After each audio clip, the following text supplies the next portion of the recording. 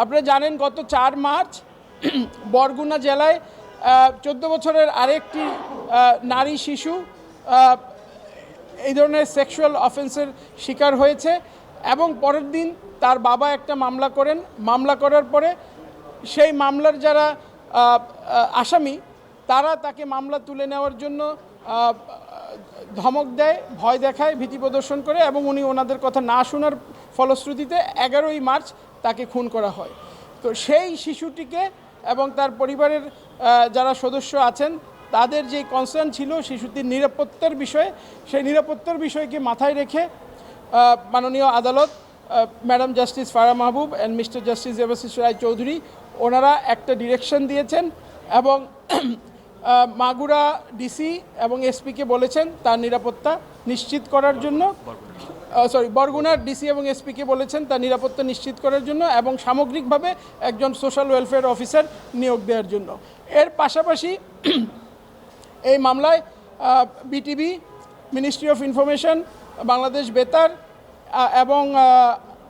মাগুরার ডিসি এবং এসপি মহোদয়কে অ্যাডেড পার্টি হিসেবে এখানে ইনক্লুড করা হয়েছে, যাতে করে মামলার যে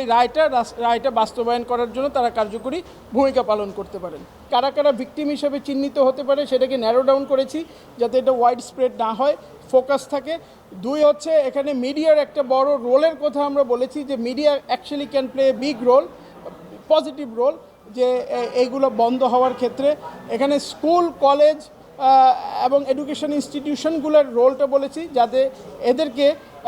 আমাদের যেই শিক্ষণীয় যে কারিকুলাম আছে এই জিনিসগুলো উল্লেখ করা হয় যে ভিকটিমকে কীভাবে সাপোর্ট দিতে হবে, ভিকটিমের প্রতি কীভাবে সহমর্মী হতে হবে এই জিনিসগুলো। এর পাশাপাশি পুলিশ অথবা ল এনফোর্সমেন্ট এজেন্সি ওনারা যদি তাদের রোলটা পালন করতে পারে, একজন ভিকটিম আসলে অথবা ওনাদের কাছে যখন ইনফরমেশন আসে যে এরকম একটা অফেন্স হয়েছে, ওনারা যদি ঠিকমতো দায়িত্বটা পালন করতে পারে এবং যে সমস্ত পুলিশ দেখা যাবে ঠিকমতো দায়িত্ব পালন করেছে, পজিটিভ রোল প্লে করেছে, ওনাদেরকে যদি রিওয়ার্ড দেওয়া যায় সেই বিষয়টা। এর পাশাপাশি মিডিয়ার যারা এখানে পজিটিভ রোল প্লে করবে তাদেরকেও যাতে একটা এখানে রিওয়ার্ড করা যায়, এই জায়গাটাও আমরা আমাদের সুস্পষ্ট যেই গাইডলাইনটা আমরা দিয়েছি সেখানে আছে।